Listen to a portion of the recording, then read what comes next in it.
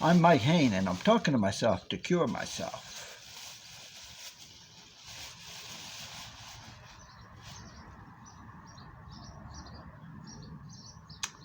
$12.95 on Amazon, 171 pages.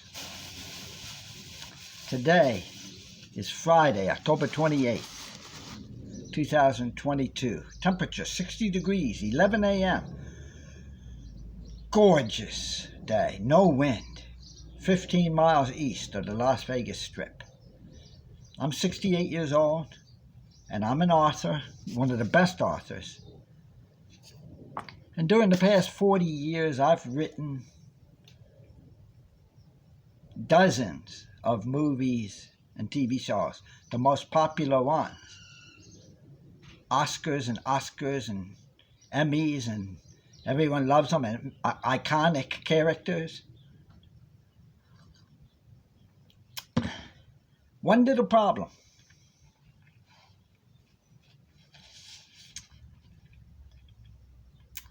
I never got the credit, and I certainly never got the money.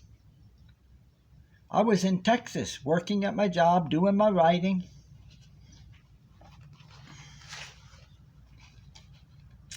I always carry my notebook and do my writing during the course of the day, all over town. I have to ride the bus because my car was stolen. And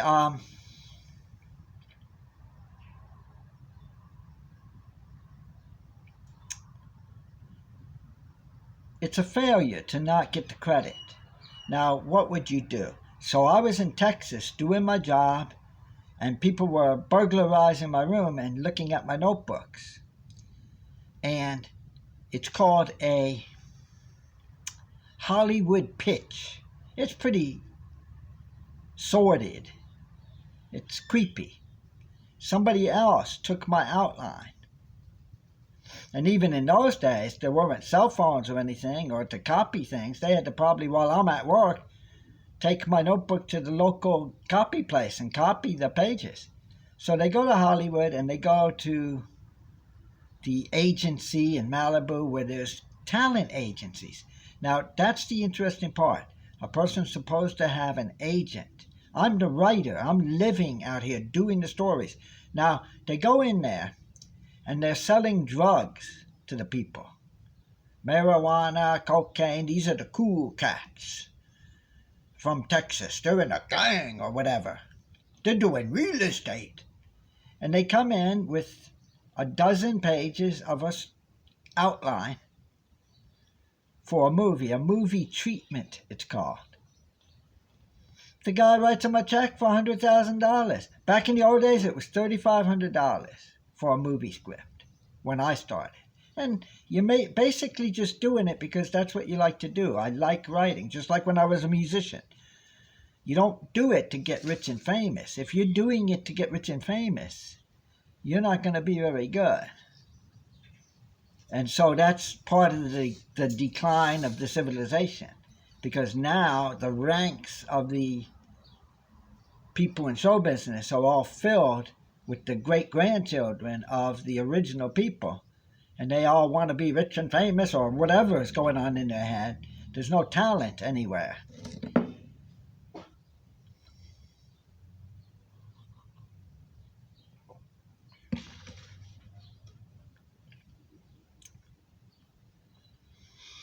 So they would take my story, my movie treatment, and get, it started out $3,500, but it ended up, it's now $100,000 or something by the time they were doing it in the 80s and the 90s.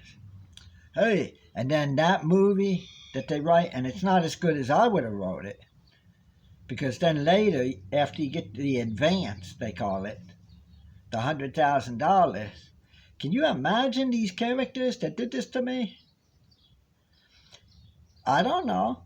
What do you expect? Gonna find them somewhere? Attack them?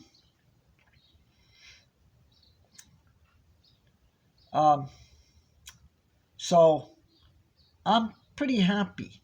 The interesting thing is the religion, the Christian religion that says it has certain principles and things set out, and they say you'll be happy at the end, even if you're poor. And that's the way I am. I'm happy. I sleep well. My conscience is clean. I did right. I did good my whole life. If these people are creepy thieves and things and plagiarists, not very smart, that's their business. They got enough drugs and downers and stuff so they can sleep at night.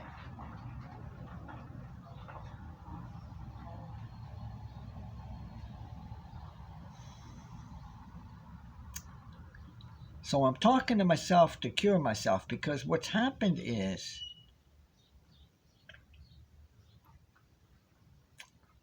somehow the civilization is failing. And like I say, the Christian religion, the Bible, the first book ever written, they compiled the Bible. You see what they call the hieroglyphics in the pictures of the Egyptians' pyramids, little birds and things, and that's the first writing of the human beings beginning to write languages. The Chinese were writing languages. They invented paper. Well, the first stories that they wrote were in the Bible, and then they organized it, and then when Gutenberg invented the printing press, the first book they printed was the Bible. So the Bible is very significant as a book, and like we always say, if you don't believe in God, you're pretty stupid. That's a pretty stupid human being. Their brain is just, they're in the university. They're not smart enough to get their brain to a bigger position.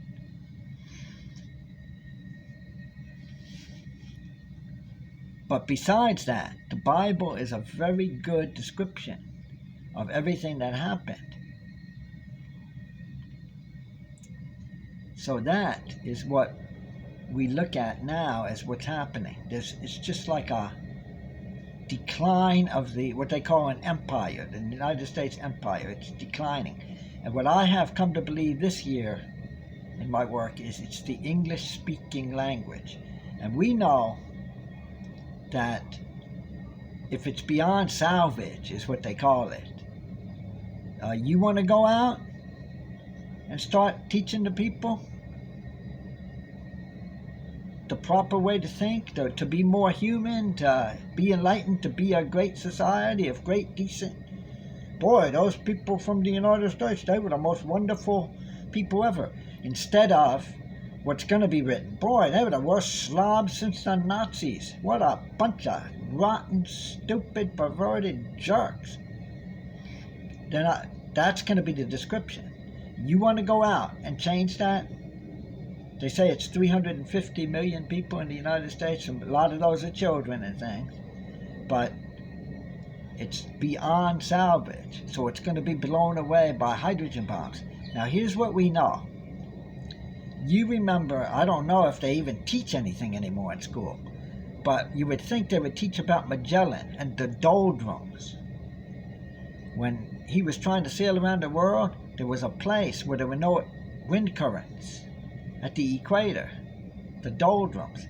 Also, if you're from South America, you know that here the water goes down the drain in one direction. In South America, the water goes down the drain in another direction. So what's going to happen is if hydrogen bombs blow away the English-speaking people who have made all these terrible half-hour comedy skits and hour dramas and destroyed the minds and the characters of the English-speaking world of the Northern Hemisphere, the fallout and everything,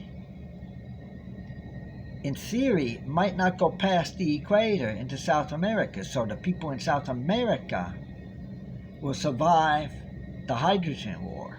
And then the next language, I guess, will be Spanish.